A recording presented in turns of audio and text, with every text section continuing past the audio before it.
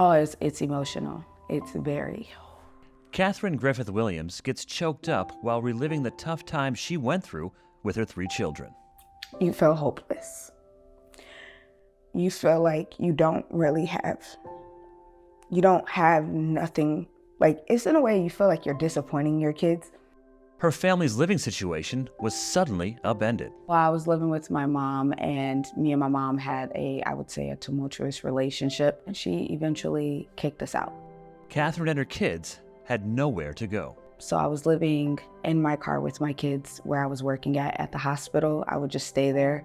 And since I had the badge in my car, they wouldn't say anything. She worked hard, but her income couldn't keep up with everyday expenses. As a single mom with one income, you can't survive off of that. It was a lot of tears. It was a lot of high anxiety. A type of anxiety David Fennell and his wife Intisar Banks are all too familiar with. We was homeless, living in our car. The couple recently moved to Florida with their daughter Angel after finding their dream rental home online. Was it 3 to 4 bedrooms, 2 bathrooms, got a patio? They sent in first and last month's rent and a security deposit. It was over $5,000 we could be sent to them. But this family's dream turned into a nightmare. There was no house. We was really hurt.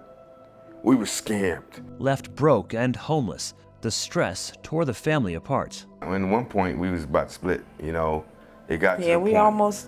we almost separated from this. No shelter would take in all 3, and David had no choice but to hold a sign on street corners for money. And I got a reason to do that. I have a daughter. I have a wife. They have no house. That was hell. 2 families on 2 different paths that both led to homelessness. That was a horrible situation in the street. We never been through anything like that. It was definitely hard navigating not having no support at all. It's a struggle that's becoming a reality for more and more families. We had one day last week, 9 families showed up at our agency. It's overwhelming. Data shows families with children experiencing homelessness in Florida increased more than 21% from 2022 to 2023.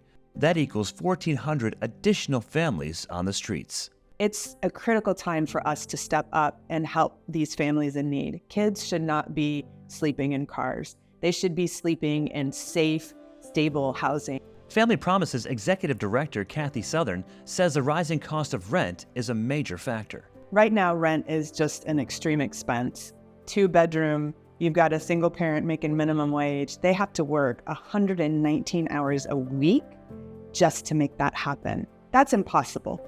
Family Promise helps its clients with rental assistance and other housing and financial programs to get them back on their feet. It's the right recipe for success. Our families, 95% of them are staying housed for up to 2 years. We've got over 90% that are leaving to positive housing destinations. In 2023, it assisted close to 300 families with housing and other needs. But we had to turn away 450. Higher housing costs mean for some of its crucial programs, the nonprofit's resources are cut in half. I think the closest measure we have is for one of our housing programs, and we had been serving about 60 or 70 families. And so far this year in 2024, we're only about 35. I know the services that we have here, and I see the amazing work and the accomplishments of the families, and I want it for everyone. But it's just not enough to go around. That part is heart-wrenching, but we keep working to serve as many as we can. Case manager Pamela Pinder sees firsthand just how life-changing Family Promise can be for those in need. The families that we encounter on a daily basis inspire me. She helped Catherine and her kids get into Family Promise's shelter program, then watched the young mother work hard to get out of it and into a 3-bedroom apartment. There was a whole bunch of space in the backyard, so now we can plug up the sprinklers and they go outside and play. Catherine, who's now working for a nonprofit and going to school to become a social worker, says Family Promise gave her the support and motivation she needed to rebuild her life. It was for you to be able to keep going and to keep having a plan and to work towards your goals. It's for you to keep the momentum up. She knew that she had the drive that it took to overcome her challenges and what she was going through.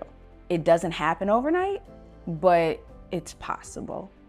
I do not eat green eggs and ham. Pamela also got Intisar, David, and Angel into a shelter.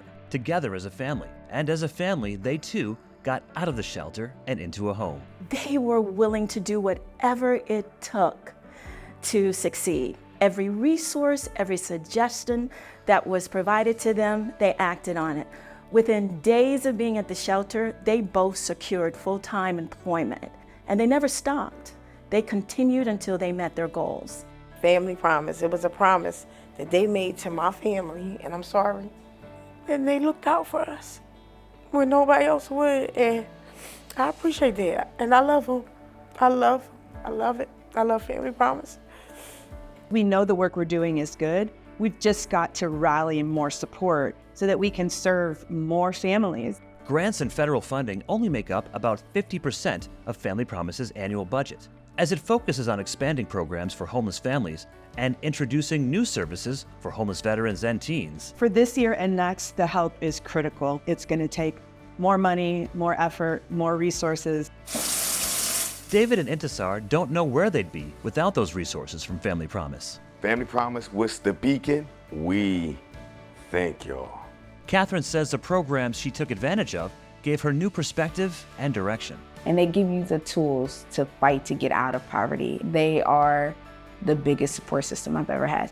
I am the proof that they are very beneficial. It could be any of us that ends up in this situation. So I think we need to truly look at it as not a them problem, it's us. And it takes us to come up with those solutions. For Catherine, David, and Intisar, the solution was Family Promise and its community of donors who've changed the future of these two families. I love y'all. Thank y'all. Because if it wasn't for y'all, it would not be no us. And I really, really appreciate it so much. I definitely appreciate it because this wouldn't have been possible. They hope that generosity continues so more families like theirs can get the help they need, and no other family will have to be turned away from having a better life. That money is helping families restore their stability. To anybody who's thinking about giving a donation to Family Promise, I believe, if you can, it'll be a beautiful thing. You'll be helping a lot of people.